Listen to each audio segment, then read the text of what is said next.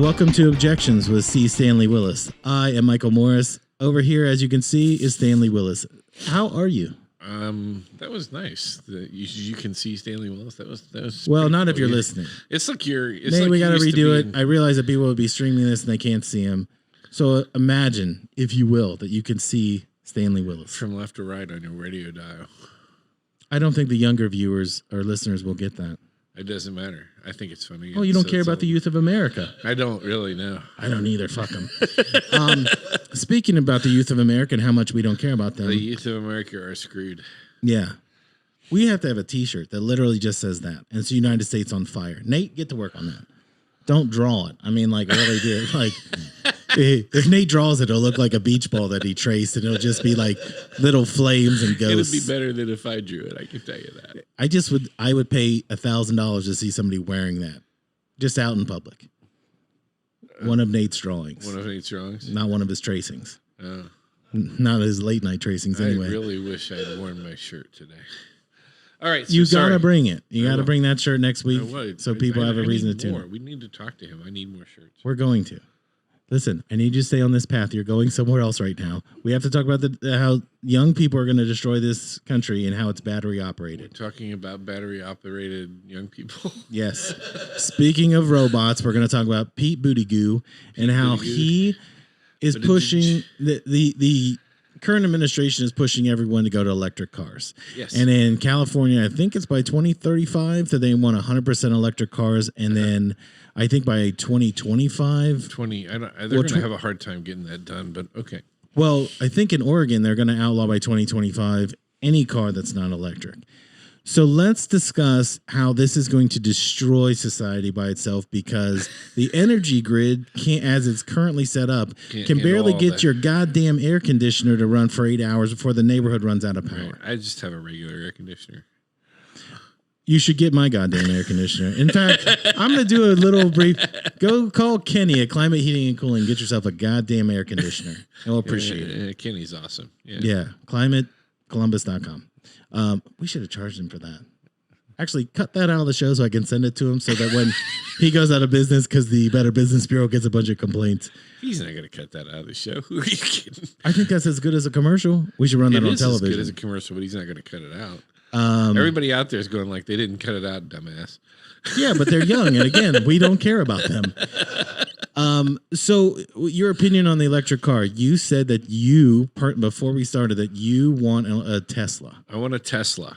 And not why? Just any electric car. I don't want a... You don't want a Cobalt or a Volt? No. Is it a Volt or Volt?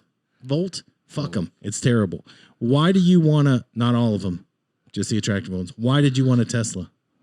Because they're cool. That's not what you said. Because I have a crush on Elon. Yeah. Because I think Elon Musk is awesome. Yes. Yeah. I said I think I find him attractive. Yeah. I don't know. And I want a Tesla. That accent is a little bit annoying, but I want to be friends with Elon Musk. That would be awesome. Maybe share a sleeping bag. I think you could. I think he'd be a cool guy to have a beer with. Yeah. Do you think he drinks? Maybe not. I don't know. I would think a guy that works 48 hours a day does not drink. I haven't stalked him or anything. Well, I'm about to. Okay. Well, let me know. Wait, how much is a Tesla? Like, I don't mean the rock bottom. So I think I saw like the S, the regular S is like $100,000 or so. The X one is like 140, but that's like the SUV. Then the S Plaid is like more than that. Did you say the S Plaid? The S Plaid, that's the one that goes like 0 to 60 in like 2.8 seconds or something ridiculous. Why do you need a car to go that fast? Because. To run away from the government? No, just because. Oh, okay. I didn't realize you had a valid reason. Just think about it. You could be sitting at a stoplight, and then the stoplight changes, and you could literally be at the next block within 3 seconds. For $200,000, can I be at a stoplight and then go towards the moon? That's the kind. If I'm going to spend that kind of money, that car better do something to me physically. Well, you could probably get that. Well, listen, I can get that in my $6,000 car. Just have to have the right willing person. Dude, your car you can see the road. I've said this before. You can see the road through the floor of your car. Listen, that thing by itself is causing emissions that are destroying the greenhouse. You know, if Children's Services knew that you put your daughter in that car, I wrap her up in duct tape and I put a helmet on her and she's safe. 50% of the time, that car's going to make it where it needs to go. I'm not buying a new car. I refuse. And I'm not buying an electric car. you know, our buddy Hugh has got a line on this. We keep trying to get him to get a freaking car. No. Here's the problem. Have you ridden in his car, Nate? No. No. And you won't ride in his car because, oh my gosh, right? Right. Do you know what the government's not looking for as a guy driving a 20-year-old vehicle that's falling apart? They're looking for you and your Tesla. I don't have a Tesla. I want a Tesla. Well, I haven't bought one you. yet. I've got a bunch of Jeeps. Do you think if you put all your Jeeps together, you could buy a Tesla with that money? If I sold all my Jeeps, I still couldn't afford a new Tesla now.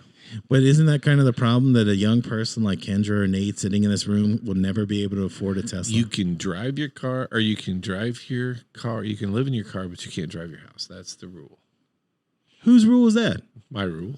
Oh, okay. I didn't realize that was. I thought that was a government mandate. That's just a C. Stanley Willis mandate. Yeah, just think about it. You can live in your car, but you can't drive your house. What if you live in an RV? What about all these people that are doing van life? Then you're living in your car. That is their house. It's a car. If a man can, If it's got a man wheels can and say drives, he's it's a woman, a freaking car. a van can be your house. That's what I'm saying. Exactly. No, that's not what you said.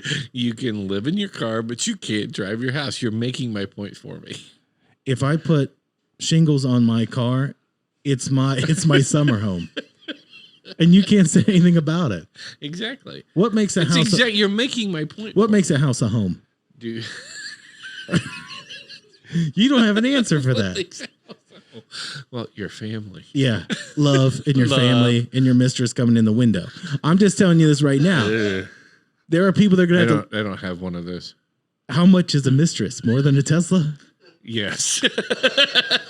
That's like the most expensive decision. If you had to choose between Margot Robbie and a Tesla, and you have $100,000 to buy one or the other, Tesla, you're out of your mind. I just drive around in my Mazda Tribute with the windows down so people saw what I put my money into. Okay.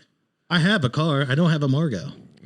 You know, I have the most beautiful wife in the world. I don't need Margot.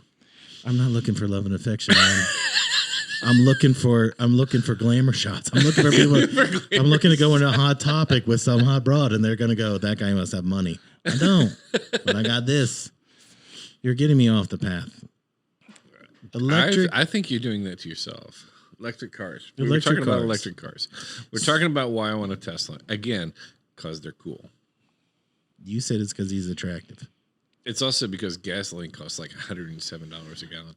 You know, it cost me $130 to fill my truck. Who are you mad at in that situation? Putin? The Putin tax? I don't think that's the Putin. I don't think there's a whole bunch of things that go into why gas prices are high. They said it was just Putin. You're telling me the government is lying to me? You're shutting down that pipeline. You're shutting down the oil leases. Drilling permits. Then you piss off the Saudis. I mean, it's hard to make the Saudis mad because when they get mad, they just cut your head off. If you do anything that you're not getting your head cut off, that's a good negotiation. Right. I just, just say if you're a basketball coach, right? And you can come in and you can bring your team in and you can bench your best player. And then you can run an offense that you've never run before. And then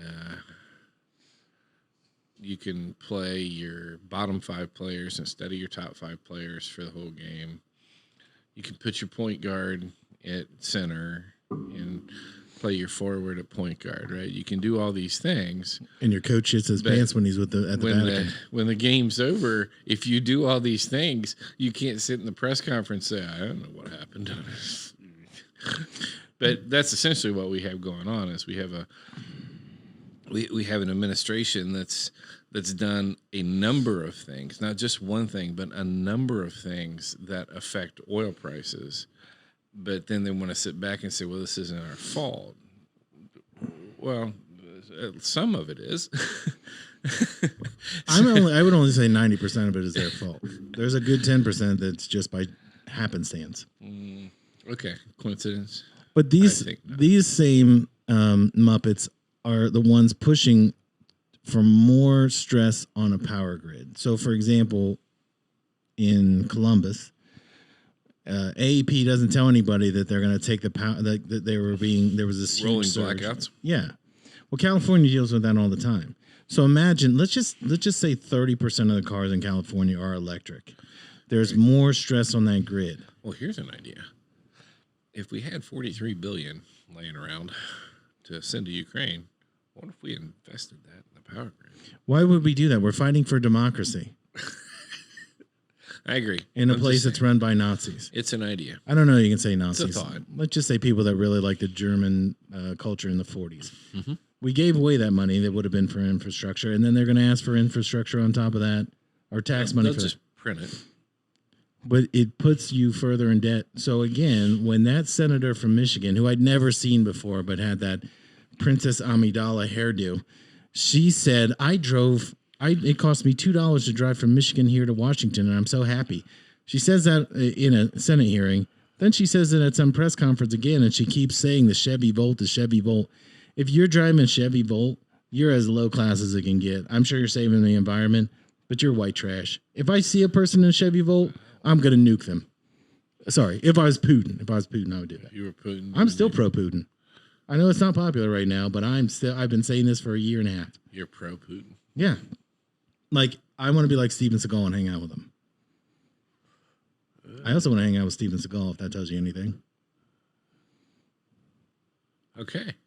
I'm just saying. He lives over there in Russia rent free. I'm not sure what to say at this point. We're talking about electric cars. How are you not following this? Is there anything left to say here? No. All I'm saying is that how do we account for the electrical grids, the power that's going to be needed to do that? The power grid needs more investment, and there's no doubt that it does. And I think over and over again they've proven that you can supplement with solar, you can supplement with hydroelectric, you can supplement with wind. But honestly, the wind. Are you saying you want us to have sailboats? No, the big turbines. You see all the big. You mean turbines? Yeah. The turbines are who we're buying the gas from. Don't laugh at that. That's horrible. So the big turbines. Thank you. That they have in those windmill farms are pretty. They're not wonderful for the environment either. I mean, they kill a lot of birds, and they make a lot of noise. They break.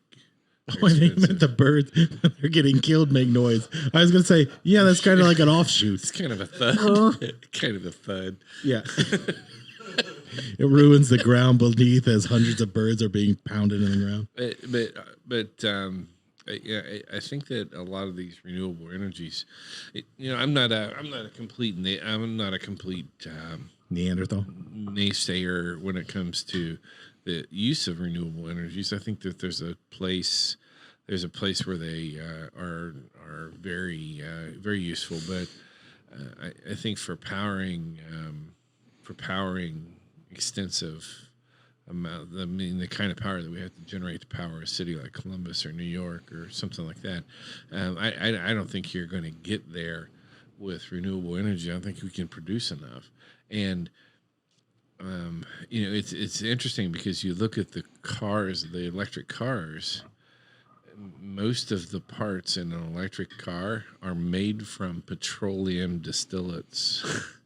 So they're actually. Well, that's also how they power. Like they had a groundbreaking for one. I think it was GM. Yeah. And they had it at this park or whatever. Right. And they were like, "Look how great this is! 100% reliable energy." Blah blah blah. And one of the reporters goes, "Well, how are you powering that?" Right. And he said, "Oh, the battery, the lithium battery." And they said, "Well, what's that running on? Coal? Oh, okay, you." Dicks. You're just using it a different way. You're not getting rid of it. So I mean and I read an article not long ago where the guy was I forget the name. I wish I could remember his name, but The magazine Hustler. basically his premise was that he had come up with over 6,000 products that we use every day that are made mostly from or rely upon petroleum distillates to make. So like your iPhones, your anything that's got any plastic or any kind of carbon fiber in it, or any kind of that requires any kind of viscous kind of liquid. And so basically his point was, if we don't have petroleum distillates, we have no need for electricity. Right. Because we have nothing to run it. There's nothing for the electricity to run if we don't have petroleum distillates. I just think it's odd that California, which leads the world in stupid ass ideas, they are forcing this and they're going to make it a rule or like a law, and they can't keep the heat on. They can't keep the air conditioning on. They literally say your neighborhood can't water your lawn for the next week or whatever. Well, they took out all those dams. They got rid of all those dams. Don't curse on the show. They got rid of all those darns for environmental purposes. And, right, to save a certain school of fish. So now they have no water, which was but they save the fish. Probably coming anyway. But again, you can't blame the water crisis solely on the fact that they don't have any dams, but you can say that certainly contributed to it. But it was also a man-made decision. You changed the flow of that water. Right. Do you ever look at it and go, how come we don't have any scientists or geologists or, in Congress? They're either ex-military or it's nepotism or they knew somebody and that's how they won. We have the dumbest people in the history of the planet leading us for like the last 40 years, and people still go, I'm going to pick them because they're in this party or the other. Because, so I think that fundamentally the Congress, our leadership, is a reflection of our culture. Oh, yeah. Their culture is dumber than fuck. So I think that if you have a culture that is shallow and stupid, then you're going to elect people who are shallow and stupid. If you have a culture that's highly well reasoned and common sense and intelligent, then that's what you're going to elect. And I think we have a culture that doesn't value integrity the way that it used to. I think we have a culture that values surface things like physical attractiveness and thank you. So that's probably why you aren't valued. But in Grove City, I'm a solid 7. I don't care what you say. Grove City, yeah, in Obeds, you're probably an 8 or a 9. In Obeds, if you got all 10 of your fingers, you're a 9 automatically. Right. And if you're in the prison, you're probably a 10. I mean, well, none of those guys have their own teeth. Right. And some of them are called Susan now. Go on. It's a Johnny Cash song. So I think that Congress is purely, what we have in Congress is a reflection of who we are. I think that you've had in recent years some people over with the COVID crisis and kind of the nationalistic movement that kind of put Trump in office. I think you're starting to see a few people who are going, I'm sick of this. So you've got some people who are just ordinary guys, ordinary women who just are standing up and saying, I'm going to run because I'm sick of this crap. So I think we have a little bit of that going on, but I don't think it's pervasive. And we'll see what happens in the fall here. I just think that if you look at what's happening, decisions are being made, and I would assume it's being made more by lobbyists than it's being made by someone actually know what they're. You have this group of climate. So you have the ones that are climate deniers, or the ones that are like the doomsday clock is running right now. Right. Maybe one or the other is right, but I don't see anybody in the middle saying, no one's identifying this and saying, if we don't do this by this date, this is what's going on. So every time there's 100-degree day, well, it's because it's the climate. Now, it used to be the ozone, in the 80s. So don't spray on your deodorant. Stink your ass up all day long. And so we fixed that. No one ever talks about the ozone anymore. I think we're going to see this. Well, we will probably be dead, but in, let's say, 10 or 15 years, that they're going to say the green thing, we meant something completely different. And it'll go away. I don't know who's behind that big push other than Klaus Schwab. Google that if you don't know it. But the New World Order, first of all, I love the fact they're not even hiding this anymore. Their agenda is out there. Right. And then you still have people going, no, that's not real. No, the guy said it. They're saying it in public. I mean, because they know no one's going to fight back. They're saying it in public, and they're saying it like, I mean, when Klaus Schwab says by 2030 you will own nothing and you will like it, what do you think he means by that? You know my favorite part about Klaus Schwab? I don't think he's pretending anything. That guy wants you to be happy. Now, in 1938, he wants you to be happy. So happy making him happy is what he wants. In 1938, that guy's dad used to knock on doors to find people of a certain demographic in Germany. Right. How could that go wrong when that guy still has his dad's teachings in his head? We are being led this Davos. Soros has the same kind of roots. Could we? Oh my God, he was on 60 Minutes maybe 6 or 8 years ago. Obama was the president. And he said, and they asked him, and he said he wants to see the demise of the United States. Now he's 84 years old. I'm looking forward to his demise, and I'd hate to lose him as a listener or a viewer, but I'll be happy when he's gone. These guys, all the people that are planning this are all in their 70s or 80s. The only one I worry about is Bill Gates, because that guy likes to go to islands with children, and he likes to be a computer programmer. One of those is not good for us. He also said that if we do vaccines right, I mean, in a TED Talk, he said if we do vaccines correctly, we'll reduce the population by 15%. We're well on our way. What do you mean by that? What do you mean? What do you mean? That's good for everybody. I'm just saying, but that's what he said. That's fewer cars on the road. But the question becomes, what do you mean by that? Do you mean the vaccines are going to kill people? Why are the vaccines connected to reducing the population? Why would that be a bad thing? If we can get it to 95%, think how easy it would be for us to get listeners to this show. They'd have nothing else to listen to. If Rogan's gone, we got to be next. Right. Well, I mean, so you want to have a tactical reduction. You don't. Yeah. I don't want it to be. I need it to be like certain people. I don't want to lose anybody that subscribes to the show. I mean, anybody who's more talented than we are, kill them. Yeah. You know what's funny that you say that? I made a list of people more talented than us. Oh, yeah? It's Joe Rogan, Beyonce, then us. So if those two are gone, we're That's like, it? Yeah. Well, my list is a little longer. If only we could get them to get some emails from the Clintons, we'd be rid of them.